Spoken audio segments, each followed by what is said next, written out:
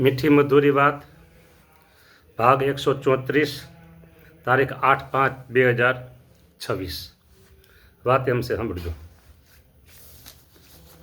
Topic છે વચનામૃતનો ત્યાગી અને ગ્રહસ્થની શોભાનું. હવે જે ત્યાગીને શોભા, ગ્રહસ્થને દૂષણ. ગ્રહસ્થને શોભા, ત્યાગીને દૂષણ. પણ આમાં થોડુંક બધું અત્યારે સમય સંજોગ આચાર વિહાર પ્રાયશ્ચિત એ પ્રમાણે દેશકાળ પ્રમાણે ફરતું હોય. કઈ વાંધો નહીં. તેના પરિણામે તમે એમ માનો કે આ બધું ત્યાગી એ ન જોઈ અને એમ માની અને તમે ત્યાગીનો અભાવ લ્યો, અવગુણ લ્યો, તો નુકસાની તમારે છે. હા, મેં તમને સાચી વાત કીધી. હા, અમુક હરિભગત ભગત એમ કહે સાધુનાની શું જરૂર છે, સાધુનાની શું જરૂર છે. એ નાની વાટકી હોય, નાની વાટકી એવડા મગજવાળા બોલે. નાની વાટકી હોય જેનું એવડું મગજ હોય ને એ બોલતા હોય છે. સત્સંગનો વ્યાપ, એના માધ્યમ તો કંઈક જોઈએ ને વ્યાપ કરવાના. એટલે જે કાંઈ સંતો દ્વારા અદ્યતન ટેકનોલોજીનો ઉપયોગ થતો હોય, સાધન સુવિધાનો ઉપયોગ થતો હોય અને સત્સંગનો પ્રચાર થતો હોય તો એને વંદન કરવા જોઈએ. હા, હવે મારે વાત કરવી છે આ ત્યાગી અંગેની. ત્યાગી એટલે સાધુ. મુમુક્ષુને સાધુ કરતા દ્રગે દીઠા છે. નંદ પંક્તિ નામ ધરતા દ્રગે દીઠા હરિસ્મૃતિમાં આવે છે. હવે ઓલ ઓવર આ જે કોઈ સાંભળે છે એની હું વાત કરું છું. ઓલ ઓવર જે કોઈ સાંભળે છે ને કથા મારી મીઠી મધુરી વાત, એને હું અત્યારે વાત કરું છું. સાંભળજો. આ ત્યાગીની વાત આવી ને એટલે મારે વાત કહેવાનું મન થયું છે. ત્યાગીનું નામ આવ્યું ને એટલે મને વાત કહેવાનું મન થયું છે અને મન થયું છે મારે તમને વાત કરવી છે. હા, સાંભળજો. સ્વામિનારાયણ ભગવાનના મુખ કમળમાંથી નિઃસૃત વચન છે. હા, સ્વામિનારાયણ ભગવાન એમ કહે છે,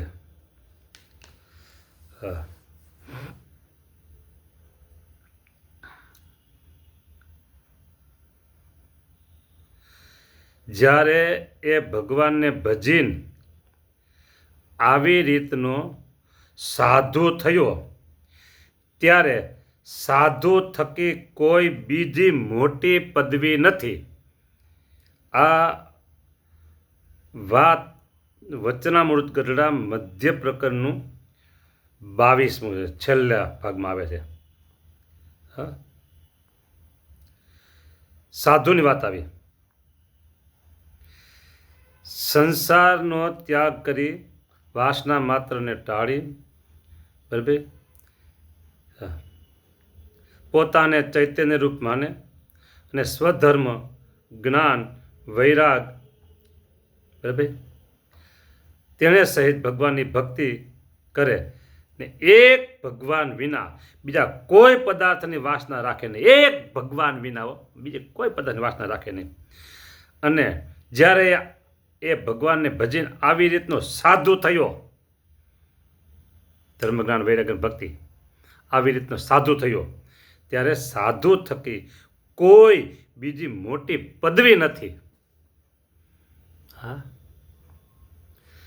જો આમ જગતનો પ્રવાહ આમ છે એટલે આમાં તો હવ દોડે, નીચું રહ્યું ને હવ દોડે.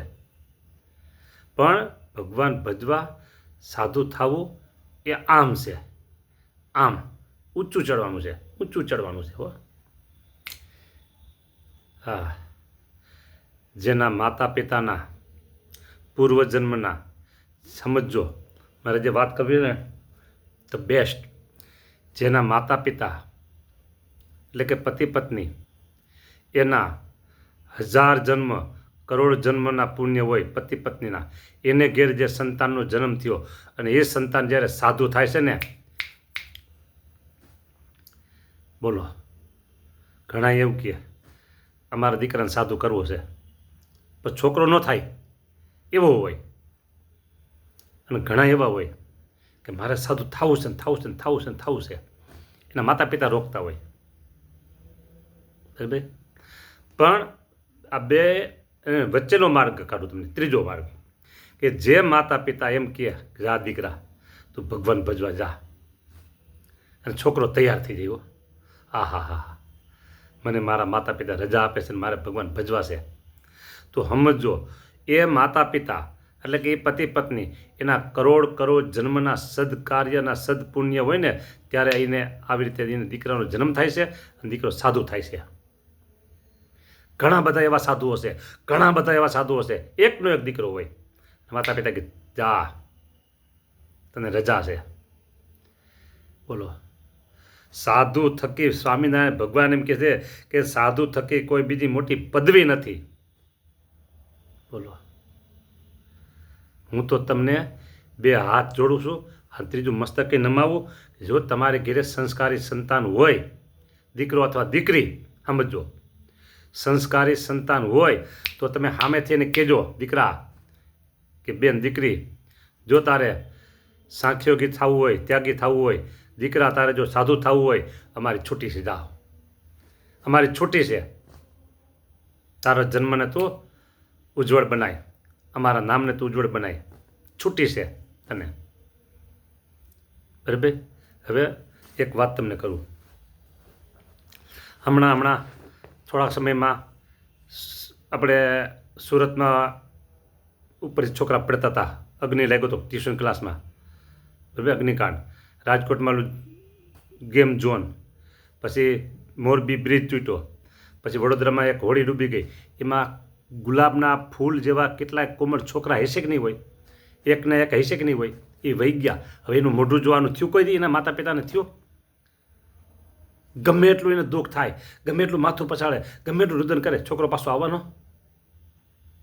તો તમારે ઘેરે આવા દીકરા એમ કે મારે સાધુ થવું છે, તમે છાની છુપી રીતે એનું મોઢું તો જોઈશો ને, કયો.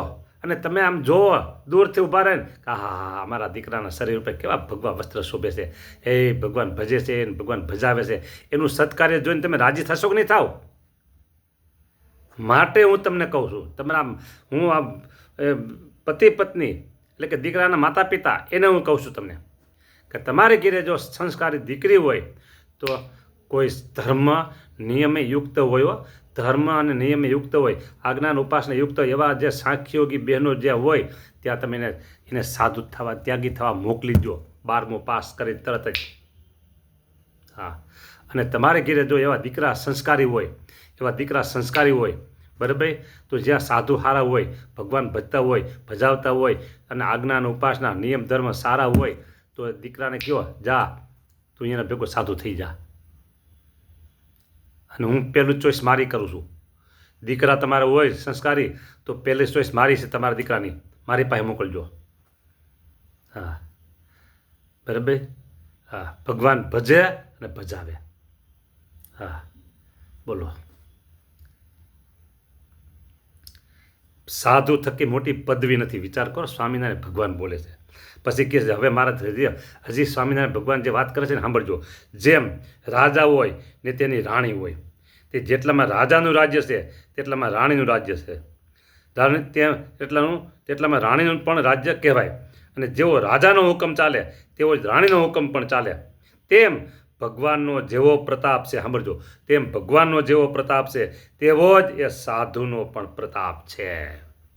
સાધુ ધર્મ જ્ઞાન વૈરાગ્ય તપ વ્રત કરી સાધન કરી અને પોતાને બ્રહ્મરૂપ માની ભગવાનની ભક્તિ કરતા હોય અને ધીમે ધીમે ધીમે ધીમે એની સાધના સિદ્ધ થતી જાય, એનામાં સાધુતા આવી જાય. સાધુતા આવી જાય એટલે કામ પૂરું થઈ ગયું. બરાબર. હું તમને આજે અથવા કાલે એક વિડીયો મોકલીશ. તપસ્વી ત્યાગી વૈરાગી સાધુ, એનું નામ છે મોહન પ્રસાદ સ્વામી. મૂળ રાજકોટ ગુરુકુળમાં હતા, અત્યારે ધોરાજી મંદિરમાં રહે છે. હા, એનો વિડીયો મોકલી તમે જોજો, તમે સાધુ શું કરે છે, કેવા સાધુ છે આજે. હા, અને હરીશ્વર સ્વામી તમે જુઓ, હમણાં નજરે ગયા, તુબાકો દઈને ગયા, ડંકો વગાડીને ગયા. હે સાધુ, એની સાધના, એનું ભજન, તપ, વ્રત, બધું એવું. હા, કેટલા લોકો એના ચાહક હતા, છતાંય ક્યાંય એનું મન અટકું નહીં. હો, ક્યાંય મન અટકું નહીં. બોલો, કેમ થાય આટલા બધા મન માનનાર છે, મારા આંખું છે વહી જવાનું એમ થાય. વહી ગયા, ડંકો વગાડ્યો, જતા રહ્યા. હા, આ મોહન સ્વામી અહીંયા ધોરાજીમાં અત્યારે ધોરાજી મંદિરના મહંત, એનું નામ મોહન પ્રસાદ સ્વામી છે. અને રાજકોટ ગુરુકુળમાં વર્ષોથી જેને શાસ્ત્રી મારા સાથે સેવા કરી છે, અને એની વાત તો બધી એમાં વિડીયામાં જ છે. બરાબર, તમે જોઈ લેજો, યુટ્યુબમાં વિડીયો છે. મારા નામની ધર્મપ્રકાશ સ્વામી નામની ચેનલ છે, એમાં વિડીયો છે, જોજો મોહન સ્વામીનો. હા, અને હું મોકલીશ હોતે તમને. બરાબર, લિંક મોકલીશ આજ કે કાલે. અને એ સ્વામી શું આજે 33 વર્ષથી મોઢામાં પાણીનું ટીપું મૂક્યું નથી. આજે 33 વર્ષથી વધારે કદાચ હોય કે 33 વર્ષ હોય, બરોબર, 33 એટલા વર્ષથી મોઢામાં અન્નનો કણીકો મૂક્યો નથી. બોલો, આજે કેટલા એમ બોલ્યા છે કે એટલા વર્ષથી લાંબો પગ કરીને સૂતા નથી ખુરશી ઉપર. પહેલાં ખાલી દિવાલ સૂતા હતા, પછી ખુરશીઓ આવે એટલે ખુરશી હવે બે સૂતા થયા. નકે ખુરશી ક્યાં હતી? બરાબર, બોલો. અને ઇલેક્ટ્રિક હોય, પ્લમ્બિંગ હોય, લાઇટિંગ હોય, રસોડામાં હોય, કોઈ પણ કાર્ય અજાણ્યું નહીં, ધુબાકો વગાડીને પણ એ કામ પાર કરી દે. હિંડોળા હોય, ગમે તે હોય, એનું મગજ 10 એન્જિનિયરો હોય ને, 10 એન્જિનિયરો, અને આ એકલા એવું મગજનું કામ કરતું. હા, હવે મેં તો બીજા 10 કીધા, વધારે કે ભાઈ એન્જિનિયરો. એ બધા એન્જિનિયર ખોપરી જે કામ કરે એ આની એકની ખોપરી કામ કરે છે હાલમાં. હા, આવા સાધુ છે આ સ્વામિનારાયણ સંપ્રદાયમાં. એટલે હું તમને કહું છું, અહીંયા આવે તમારા દીકરા દીકરીઓ ભગવાન ભજીને આવા સિદ્ધ બની જાય. હો, હા, કામ થઈ જાય. રાજાનું રાણું એટલે રાજ્યનું રાણ, એવો પ્રતાપ સાધુનો કહેવાય છે. બરાબર, માટે તું જ એવા સંસારના સુખ તાજુને ઈચ્છવા નહીં. જો વાત આટલી એટલી જ છે કે રાજા સ્વામિનારાયણ ભગવાન છે, રાણી એના સાધુ છે. બસ, જય સ્વામિનારાયણ. હવે પેલું વર્તન હાલતું હતું ને આપણે, કેટલા હું પ્રથમનું 52મું ત્યાગીનું આવ્યું ને, એટલે આટલી વાત આપણે ત્યાગી પ્રત્યેની કરી છે. જય સ્વામિનારાયણ.